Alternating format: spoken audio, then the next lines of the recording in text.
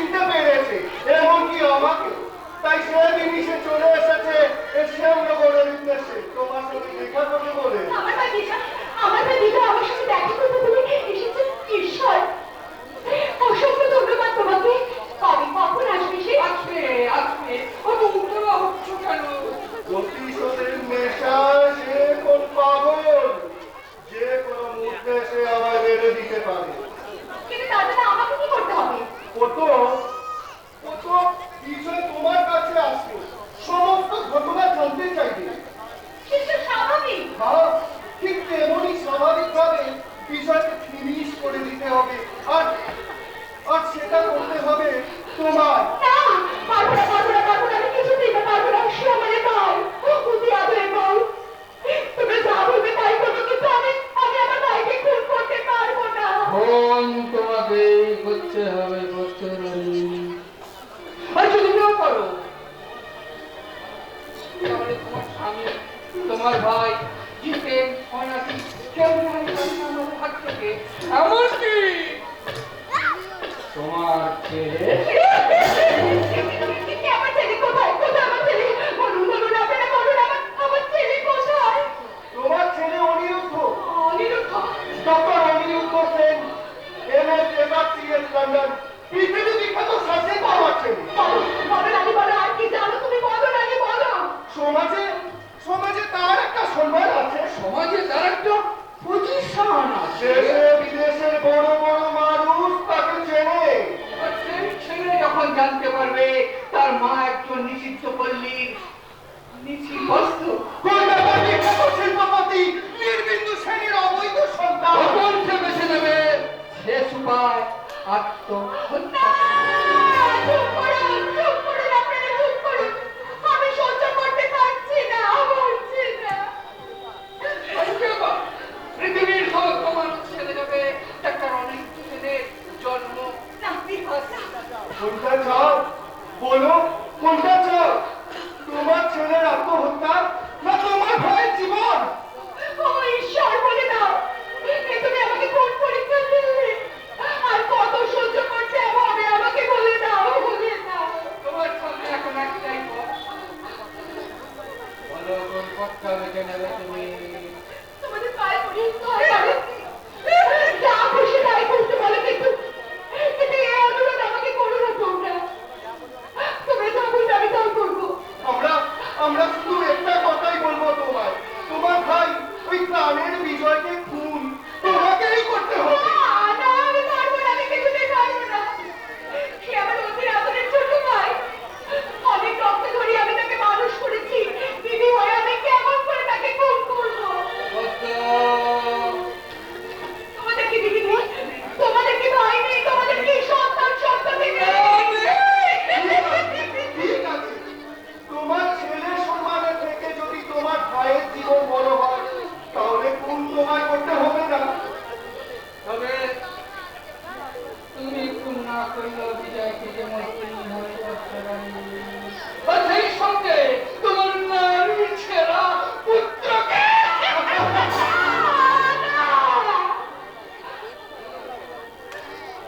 চলুন তালি বাবু, যখন রাজি নয় তখন চলুন। একটু দাঁড়ান, আমাকে দুটো দিন সময় দিন। ঠিক আছে, দুটো দিন, তবে মাত্র দুটো দিন। তবে সাবধান, যদি কারো সাহায্য নিতে চাও তাহলে সবাইকে শেষ করে দেবে আমার হাতে নিশানা।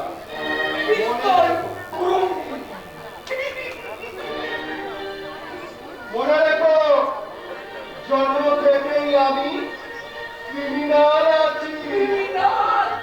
চলুন আকাশ বাবু। চলুন।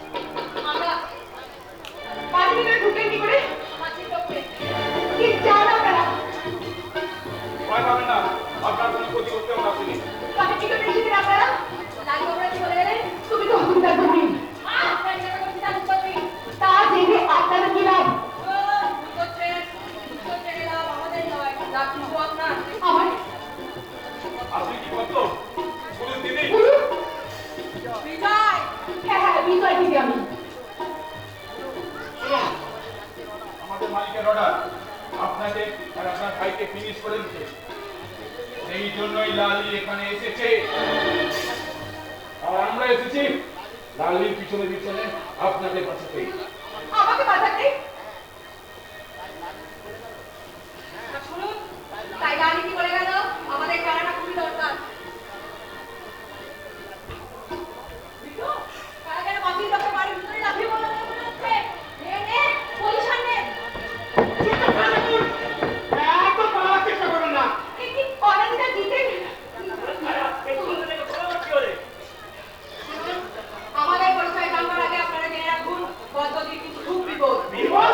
হ্যাঁ হ্যাঁ, আমার দিদা, আমার আমার অবস্থা খুব বিপজ্জনক। খারাপ। ওই লালে তরুণী লালে তো জানি জানি। আমাকে বাঁচাও, ওদিন আমার ভাইকে যাকে বাঁচাও, বাঁচাও, তুমি বাঁচাও। না না, এ কি করছো? ওঠো ওঠো ওঠো ওঠো ওঠো। আমাকে বলো, আমাকে বলো কি তোমাদের বিপদ? আমি জানতে চাই। বলবো সব বলবো। চারদিকে লালিগঞ্জ চারদিকে ওর পেটে পড়েছি। চলো তোমরা আমার সঙ্গে ঘরে চলো, আমি সব বলবো। এসো এসো এসো, আমার সঙ্গে আমার সঙ্গে। চলো চলো চলো।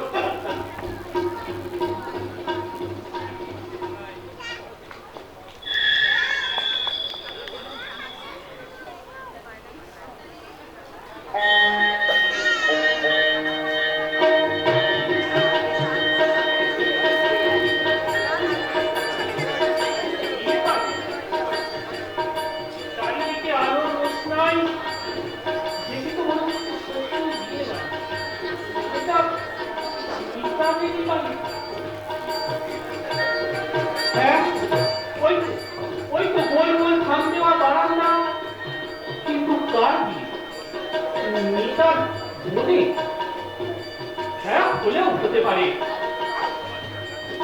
প্রায় 11:30টা বাজে। আশপাশে তো সেরকম লোকজন দেখতে পাচ্ছি না।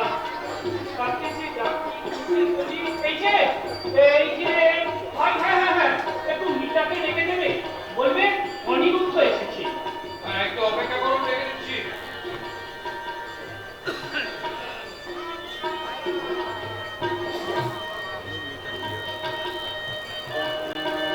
দেখি মিতা, মিতা তুমি?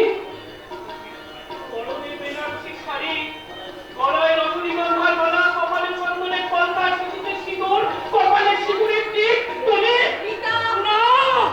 না না না, 1 বছর আগে এই যে মিতাকে আমি দেখে গিয়েছিলাম। তুমি তো সে মিতা নও। 1 বছর আগের মিতা যে অনিরুদ্ধকে দেখেছিল, সেই মিতার সাথে আজকের মিতার কোনো সম্পর্ক নেই। কারণ তুমি একজন উপদ্রবেশী শয়তান, একজন চিটার, একজন বান্দি। তুমি কি বলছো মিতা? মাননীয় ডক্টর অনিরুদ্ধ সেন মহাশয়, নারী শরীরের উপর আপনার এতই লোভ যে সত্যকে ঢেকে রেখে দিনের পর দিন মিথ্যে ভালোবাসা নাচ করে গেছেন একটু সহজ সরল বিপ্লব মেয়ের সঙ্গে। না না না, বলো না মিতা, বলো না। সব সব মিথ্যা মিতা, সব মিথ্যা। তুমি কথা বলছো মিতা? কি? অনিরুদ্ধ? তুমি? তুই আমার বন্ধু? কেন এমন হলো অরিন্দম? কেন এমন হলো? কেন সবকিছু পাল্টে গেল? কি হলো অরিন্দম? চুপ করে দাঁড়িয়ে রইলি কেন? তুই অন্তত কিছু বল। বলবো মানে আমি তোকে সব বলবো। তোরা যদি পরস্পর দুজনকে ভালোবাসিস, তাহলে আমাকে আগে বলিস কি কেন? ব্যাস, খুব হয়েছে। এটা বিয়ে বাড়ি।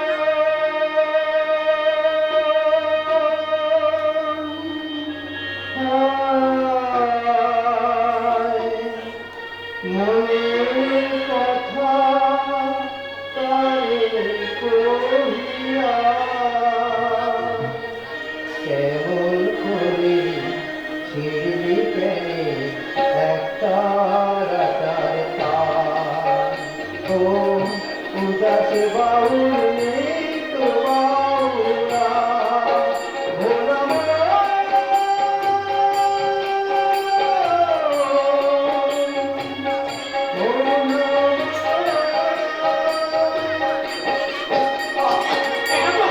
এটা তো রামুদার কণ্ঠস্বর না। আমার রামুদা, আমার রামুদা গান গাইছে। কিন্তু এত রাত্রে এত বড় ভালোবাসলে জীবন পেলে ছোট পিরিতি মনোবিতে ঝরবে যিনি ফটো এত বড় আকাশে জীবন পেলে ছোট পিরিতি মনোবিতে ঝরবে যিনি ফটো জানি না তোকে যে আমার আমি যে হারিয়ে মনের কথা তারে কহিয়া কেমন করে ছিড়বি কেনে একতার ও উদাস বাউলে তো বাউলা বলো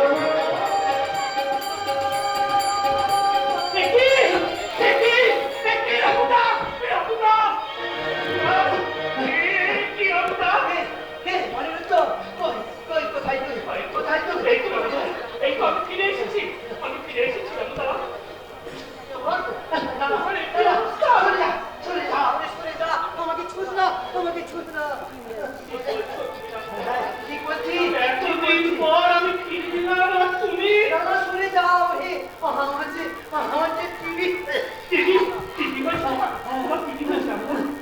আমি ফিরে এসেছি। তোমার সমস্ত রোগ আমি সারিয়ে ফেলবো। রামদা, তুমি রোগটা কোনো রোগই নয়। রামদা, তুমি এখানে কেন রামদা? থাকবার তো আমার জায়গা নেই রে অনিরুদ্ধ, থাকবার মতো জায়গা আমার নেই। সারা শহরে ভিক্ষা করে বেড়াই, যেখানে পারি রাতটুকু কাটিয়ে দিই। রামদা, আজকাল ভালো গানও আর গাইতে পারি না। জানিস জানিস দুদিন খুব কষ্ট হচ্ছে, কিচ্ছু পেতে পাইনি। দূর থেকে সানাইয়ের শব্দ শুনে ভাবলাম বিয়ে বাড়ি হচ্ছে। যাই করি বাবুরা, দয়া করে তুমুলটা চুপ করো রামদা, তুমি চুপ করো। তোমার কষ্ট হচ্ছে রামদা। না, আর কষ্ট হয়নি রে, আর কষ্ট হয়নি। তুই যখন ফিরে এসেছিস আমার কাছে, রামদা,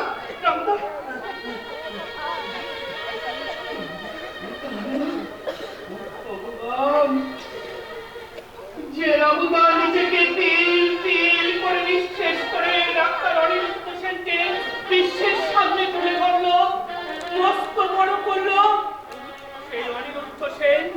সেই অনিরুদ্ধ সেন লন্ডন থেকে ফার্সিয়াস ডিগ্রি নিয়ে এই দেশে ফিরে সার্থকপরের মতো এই রামদার কোনো খবর না নিয়ে প্রথমেই সে দেখা করতে চলে গেল তার প্রেমিকার কাছে।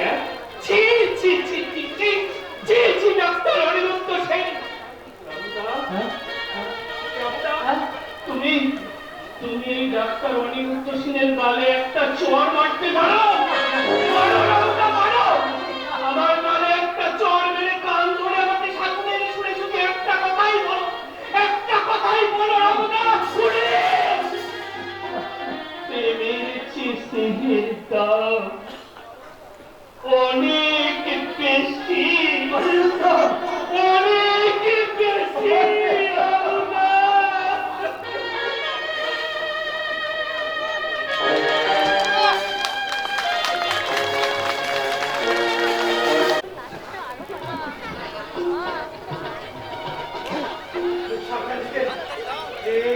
শব্দ না হয় গভীরের মধ্যে কেউ এখনো থেকে আছে মনে হচ্ছে। কোনো ভয় নেই গরু, আনা থেকে যখন ফিরে এসেছে তখন আর কাউকে পরোয়া করি না। যা গিয়ে দেখে আয়, ডাক্তারবাবু কোয়ার্টারে ফিরে গেছে কিনা। যাচ্ছি গরু। ওষুধের স্যাম্পেল আমাকে করতেই হবে, তার চেয়ে করি হোক, তাতে তাতে যদি চাল চলে যায় যাবে। ভালো ছুটছে মাইরি, দিনে ড্রাইভারি আর রাতে গোয়েন্দাগিরি।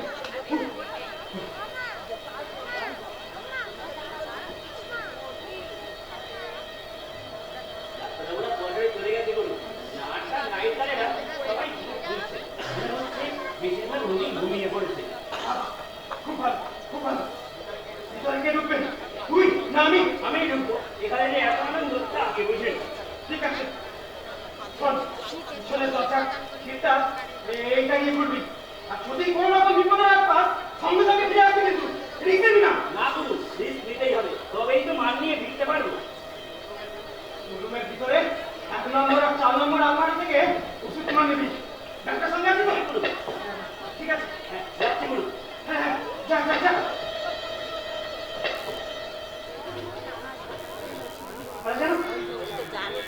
এদিকে আসতে মনে হচ্ছে। হ্যাঁ, ওই তো, ওই তো এদিকে আসছে। হ্যাঁ, যাই, যাই, আমি তাড়াতাড়ি যাই।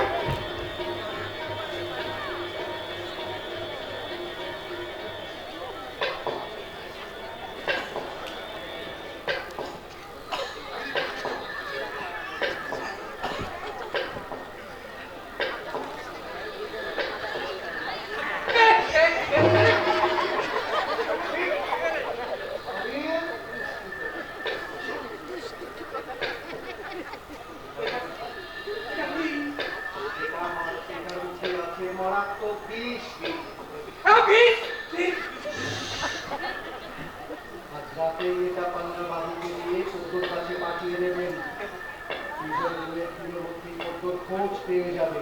ও রাতের অন্ধকারে পদ্মর খোঁজ করছে। আমি ভাবছি এই বৃষ্টির নিজেই আত্মহত্যা করে। তাতেও আমাদেরই লাভ। হসপিটাল থেকে সমস্ত ওষুধ ছড়িয়ে ফেলেছেন তো? সময় খাইনি, তবে গাড়ি শুধু নিয়ে নেব। খুব সাবধান, আমাদের প্রত্যেকের পিছনে গোয়েন্দা ঘুরছে। নাকি ছাড়া কি করে কিছু খবর পেলেন না?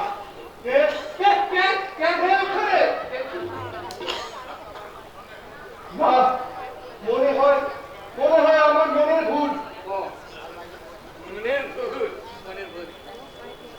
চলুন, এখানে আর কাছাকাছি হবে না, আমরা চলে যাই। চলুন চলুন।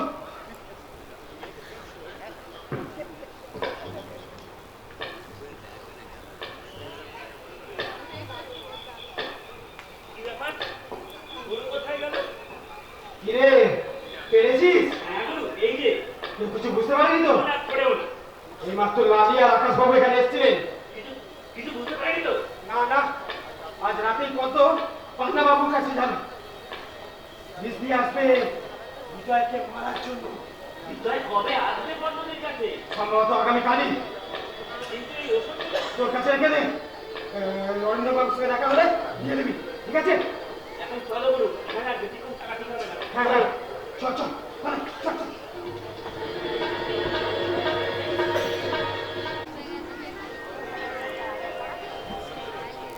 পান্নাবাবু বলিলেন আমার ভাই বিজয় ফিরে আসছে। কতদিন পরে বিজয় ফিরে আসছে তার হারানো দিদির কাছে। সত্যি আর বড় আনন্দের দিন। কিন্তু ওই লালি আমার সব আনন্দে সৌর মুখে ঢেলে দিয়েছে কলঙ্কের কালি। এখন কি করি আমি? একদিকে আমার ভাই আর একদিকে আমার নারী ছেলের সন্তান। ঈশ্বর আমাকে বলে দাও, আমি কি করবো? তুমি আমাকে বলে দাও। আমি পারবো না, আমার সন্তানকে হারাতে পারবো না।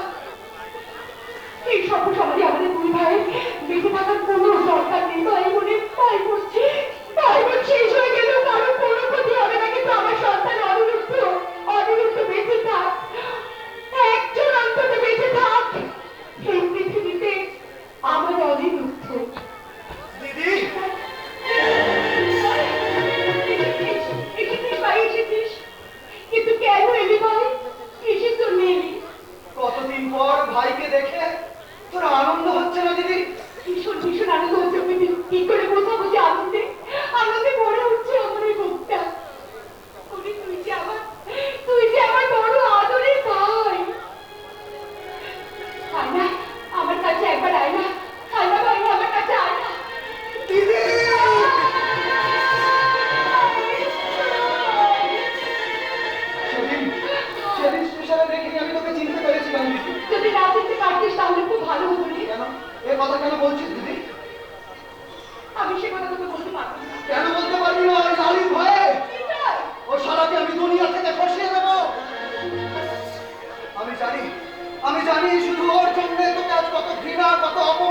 লাঞ্ছনা সহ্য করতে হয়েছে। আজ রাত্রে রাত্রে ঘুরে বেরিয়েছি তোর খোঁজে, ওই আকাশ বাবু আর লালির চোখকে ফাঁকি দিতে। আজ আজ 3 দিন, আজ 3। দিদি, তুই কাঁদছিস দিদি? কেন কাঁদবে কেন? কতদিন পর ভাই ফিরে পেয়েছে তার দিদিকে, দিদি ফিরে পেয়েছে তার ভাইকে, এখনো কাঁদতে হবে তোকে? আপনার জন্য কি আমার জন্ম হয়েছে রে ভাই? না দিদি, তুই কাঁদবি না। তুই কাঁদলে আমি দুর্বল হয়ে পড়বো, আর দুর্বল হয়ে পড়লে আমি যে বদলা নিতে পারবো না। হ্যাঁ বদলা। দিদি দিদি, সেই গানটা একবার শোনাবি দিদি? কোন গানটা রে? এখানে এই পরিবেশে আমি কি করে গান করবো বল? এই যে গানটা গেয়ে ছোটবেলায় আমার দুরন্ত মনে গানিয়ে দিতি, সেই গানটা। সেই গানটা আর আমার কাছে একবার গান, একবার গান।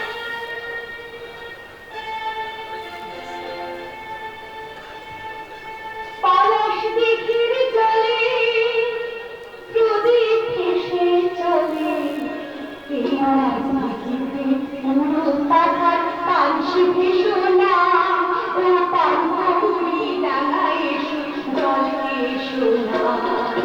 পলাশ দিঘির জলে প্রদীপ ভেসে চলে, ওই মাছ দিঘিতে পুরো পাহাড় পানসি ভেসোনা, ও পানপুরি ডাঙায় এসে জলে এসো না। পলাশ দিঘির জলে পুরীর গায়ে মধুর চোখে ভাসিয়ে, নীরব চোখে শিখার পানির কাছে দাঁড়িয়ে, পুরীর গায়ে মধুর চোখে ভাসিয়ে, নীরব পানির শিখার পানির কাছে দাঁড়িয়ে, তার চোখ সোনা হয়ে জলে হারিয়ে গেছে কোন ছলে, তার চোখ সোনা হয়ে জলে হারিয়ে গেছে কোন ছলে। তার চোখে বিমান আশা রাখে আশা দুনিয়া, ও পানপুরি ডাঙায় এসে জলে এসো না। পলাশ দিঘির জলে প্রদীপ ভেসে চলে, ওই মাছ দিঘিতে পুরো পাহাড় পানসি ভেসো না, ও পানপুরি ডাঙায় এসে জলে এসো না। ও পানপুরি ডাঙায় এসে জলে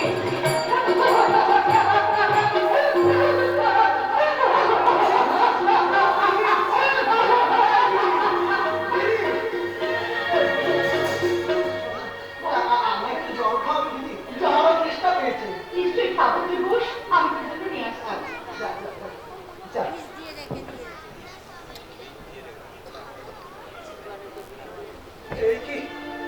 এই কি আমার সেই দিদি, নাকি তার প্রেতাত্মা? ভগবান, একটা ফুলের মতো পবিত্র মেয়েকে কিভাবে শেষ করে দিল ওই নারীর দল। না, কেউ রেহাই পাবে না। লালিকে পেয়েছি, এবার আরেকজন।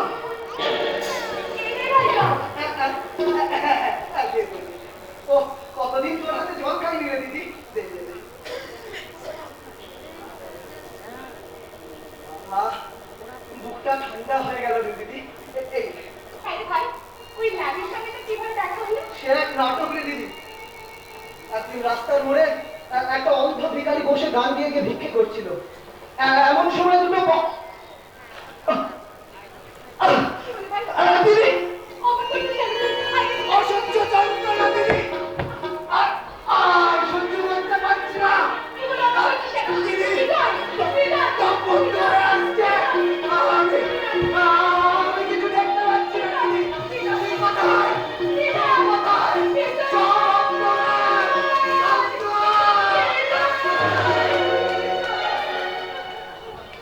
সাবাস, সাবাস কত।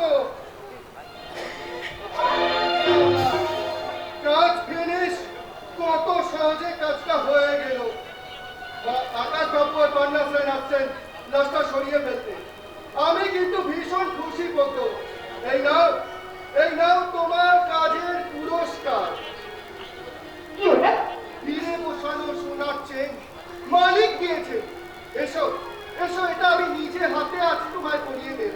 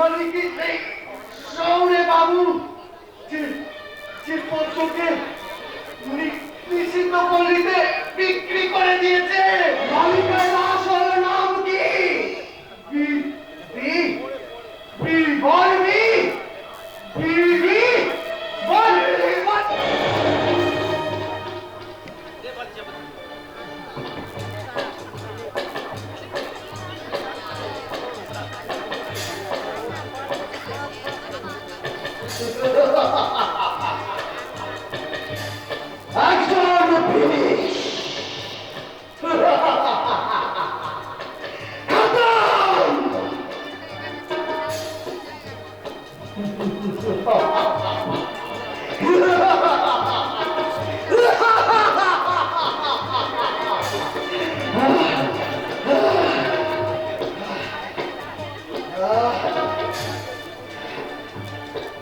পুলিশ শব্দ পুলিশ শব্দ কিসের কি লালুকে খতম করে দিয়েছি। এই!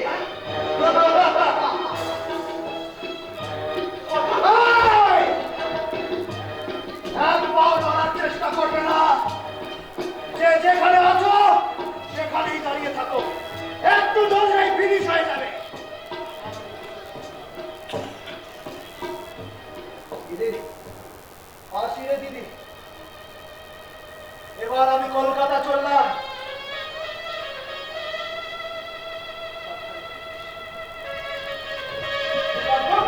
কত কত কি ভাই?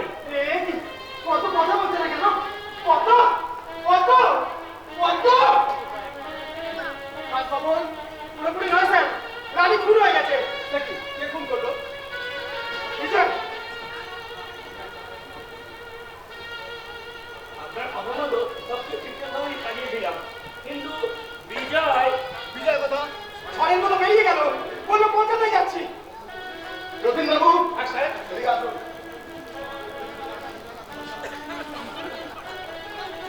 আর এখন আকাশ নাক আর পান্ডাবটা পালাতে না পারে প্রয়োজন আর কোনো টাকা নেই যান এখন যান ওকে স্যার, এসো দিতে যাচ্ছি যাচ্ছি। স্যার কতদিন কথা বলছে না ও এনেই বলতো হ্যাঁ স্যার এই ঘটনার পর থেকে কতজন যেমন পাথর হয়ে গেছে আপনার কোনো ভয় নেই মা মা হ্যাঁ আমি আপনার ছেলের মতো কোনো ভয় নেই আপনার আমরা আছি আপনার পাশে তোমরা আছো আমার পাশে। হ্যাঁ শুধু দুটি প্রশ্নের উত্তর দেবে মা বলো আপনি কি প্রকৃতির পত্রিকা পতিতা কিনা আমি জানি না, তবে পরিস্থিতির চাপে ওই লালি আর এক ছদ্মবেশী শয়তান আমাকে আমাকে এক জঘন্য রাত্রের পতিতালয়ে 5,000 টাকার বিনিময়ে বিক্রি করে দেয়, আমার ইজ্জত নষ্ট করে দেয়। আমি খবরটা পেয়েছি এক ভদ্রলোক আপনাকে বিবাহ করার পরেও শুধুমাত্র মর্যাদা আর সম্মানপূর্ণ হওয়ার ভয়ে অঙ্গর এক নারীকে বিবাহ করে আপনাকে ত্যাগ করে তাই এত বড় সর্বনাশ যে করলো সেই অসভ্য জানোয়ারটার নাম কি তার নাম হ্যাঁ বলুন কি নাম সেই মানুষদের অসভ্য